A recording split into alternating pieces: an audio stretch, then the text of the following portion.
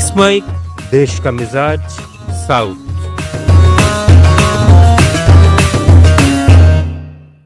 देश का मिजाज खबरें दक्षिण भारत से। तमिलनाडु सरकार ने 2021, 2022 और 2023 के लिए कलैमा मणि पुरस्कारों की घोषणा कर दी।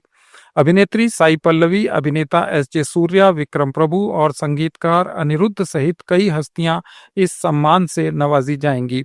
दिग्गज पार्श्व गायक के.जे. येसुदास को एम.एस. सुब्बलक्ष्मी पुरस्कार के लिए चुना गया है। मुख्यमंत्री एम.के. स्टालिन अक्टूबर में होने वाले समारोह में ये पुरस्कार प्रदान करेंगे। ये पुरस्कार कला और संस्कृति के क्षेत्र में उत्कृष्ट योगदान के लिए दिए जाते हैं।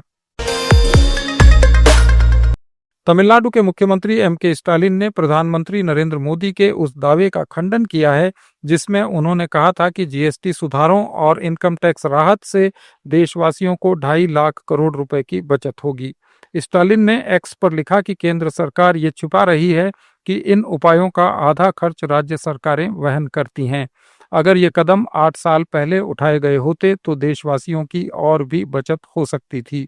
स्टालिन ने यह आरोप भी लगाया कि केंद्र तमिलनाडु जैसे राज्यों को उनके हक के फंड से वंचित कर रहा है, खासकर समग्र शिक्षा योजना के तहत, सिर्फ इसलिए क्योंकि ये राज्य हिंदी थोपने का विरोध करता है। उन्होंने केंद्र से संघवाद का सम्मान करने और राज्यों के अधिकार के फंड जारी करने की मांग की। कर्नाटक में कांग्रेस सरकार की सड़कों की हालत से नाराज बीजेपी ने राज्य भर में विरोध प्रदर्शन किए। बेंगलुरु में भाजपा नेताओं ने खुद गड्ढे भरने की मुहिम चलाई, जबकि अन्य जगहों पर रास्ता रोको आंदोलन हुआ। भाजपा का कहना है कि जनता को सुरक्षित और सुचारू आवागमन का अधिकार है। आंध्र प्रदेश के विशाखापट्टनम में ऑपरेशन लंग्स के तहत सड़क किनारे दुकानदारों पर कार्रवाई को वाईएसआरसीपी ने गैरकानूनी बताया है। पार्टी के जिला अध्यक्ष के राजू ने प्रेस कॉन्फ्रेंस कर आरोप लगाया कि बिना नोटिस दिए नगर निगम ने हजारों गरीब दुकानदारों की दुकानें तोड़ दी, जिससे करीब 40,000 परिवारों की आजीविका छिन गई। पार्टी ने प्रभावित दुकानदारों के लिए मुआवजे की मांग की और नगर निगम को ज्ञापन सौंपा। वाईएसआरसीपी ने इसे सरकार की प्रतिशोधात्मक कार्रवाई करार दिया है। बीआरएस नेता टी हरीश राव ने कृष्णा नदी के जल बंटवारे पर कहा है कि तेलंगाना के मुख्यमंत्री रेवंत रेड्डी और सिंचाई मंत्री उत्तम कुमार रेड्डी परस्पर विरोधी बयान देते हैं। इससे तेलंगाना का पक्ष कृष्णा जल विवाद ट्रिब्यूनल में कमजोर हो रहा है। हैदराबाद में मीडिया से बातचीत में राव ने कहा कि कांग्रेस ने तेलंगाना के पानी के हक को कमजोर किया, जबकि बीआरएस ने 763 टीएमसी फिट पानी के लिए संघर्ष किया था। केरल के देवस्थान मंत्री वी.एन. वासवान ने नायर समाज के संगठन नायर सर्विस सोसाइटी की ट्रावनकोर देवास्वम बोर्ड के हालिया ग्लोबल अयप्पा संगम में सहयोग के लिए सराहना की है।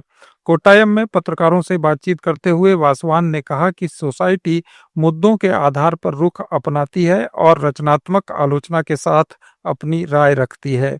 उन्होंने स्पष्ट किया कि सोसाइटी ने कभी भी एलडीएफ सरकार का विरोध नहीं किया। केरल में कांग्रेस विधायक राहुल ममकुटथिल, जो यौन दुराचार के आरोपों का सामना कर रहे हैं, 38 दिन के अंतराल के बाद अपने निर्वाचन क्षेत्र पलक्कड़ लौटे। वामपंथी युवा संगठन democratic youth federation of India और बीजेपी के बहिष्कार की धमकी के बावजूद उन्होंने अपनी विधायक बोर्ड वाली कार से एक कांग्रेस कार्यकर्ता के शोकग्रस्त परिवार से मुलाकात की और संवेदना व्यक्त की। पुडुचेरी के अरुल मिगुमन कुला विनायगर देव स्थानम में नवरात्रि के उपलक्ष्य में विजयदशमी के दिन 1 अक्टूबर को स्वर्ण रथ यात्रा निकाली जाएगी। मंदिर के प्रशासनिक अधिकारी वी पलानीयप्पन के अनुसार ये यात्रा शाम 6:30 बजे से रात 11 बजे तक 4 मुख्य सड़कों JN street, West Boulevard, Ambala Thadayar Madom street और मनकुला विनायगर कोइल स्ट्रीट से होकर गुजरेगी। यात्रा के दौरान माकूल सुरक्षा व्यवस्था रहेगी।